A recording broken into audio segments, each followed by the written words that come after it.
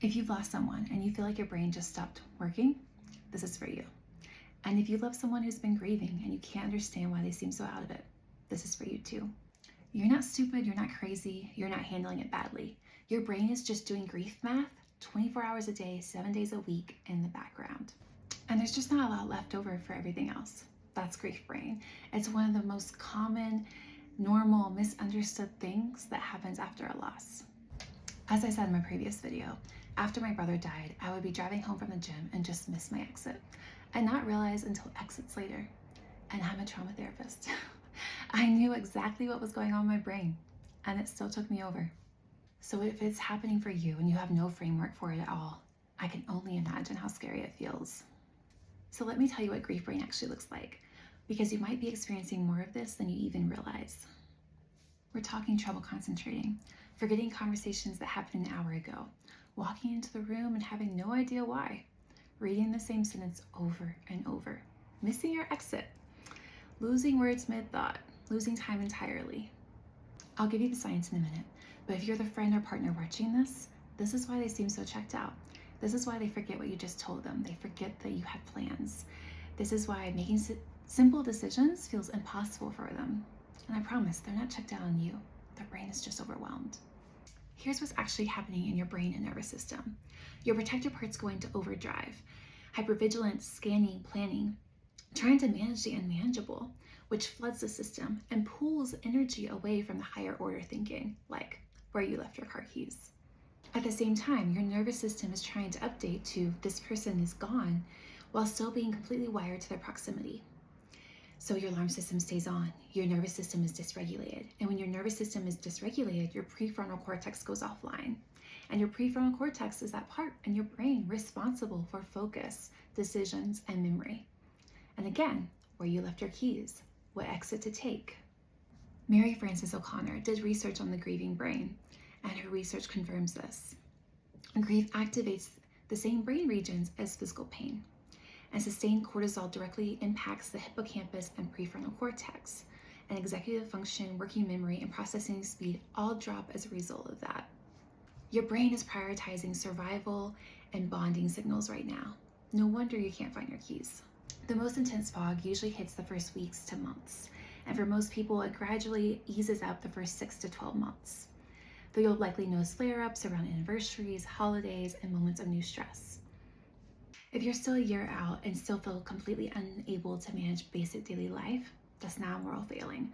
That's a signal to get a grief-informed therapist or prescriber on your team. There's something called prolonged grief disorder. It's in the DSM, it's real, and it's treatable. But I don't want you white-knuckling things until it passes. Because there are things, real research-backed things, help bring your brain back online. And I want to tell you what they are.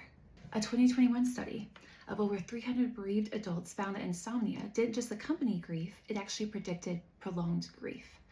The worse the sleep, the worse and longer the cognitive impairment. And when researchers treated the sleep disruption, grief outcomes improved.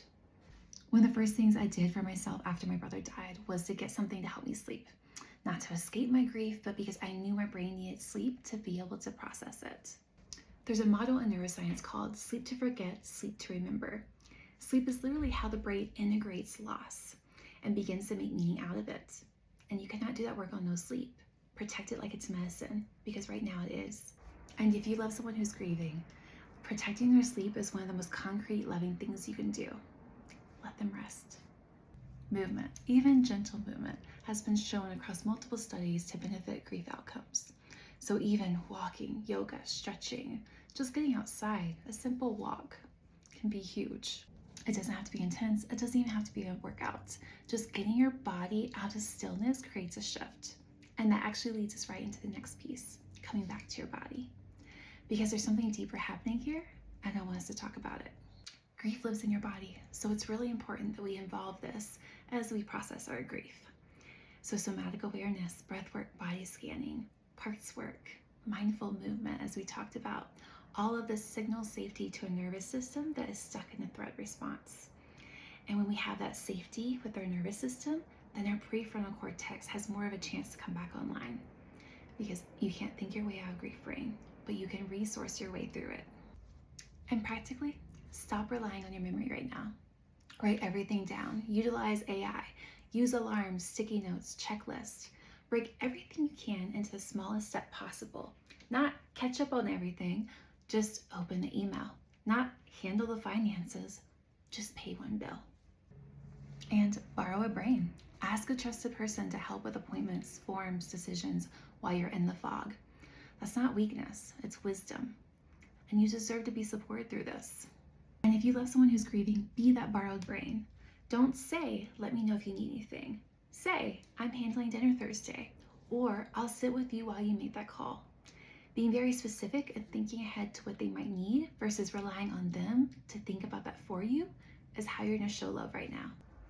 My brother's death didn't just break my heart. It temporarily broke my brain too.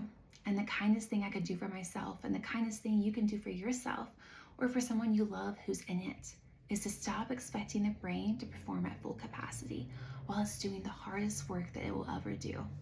You are not losing your mind. You are loving someone you lost, and your brain is doing exactly what a loving, attached brain does. Give it what it needs. It will come back online.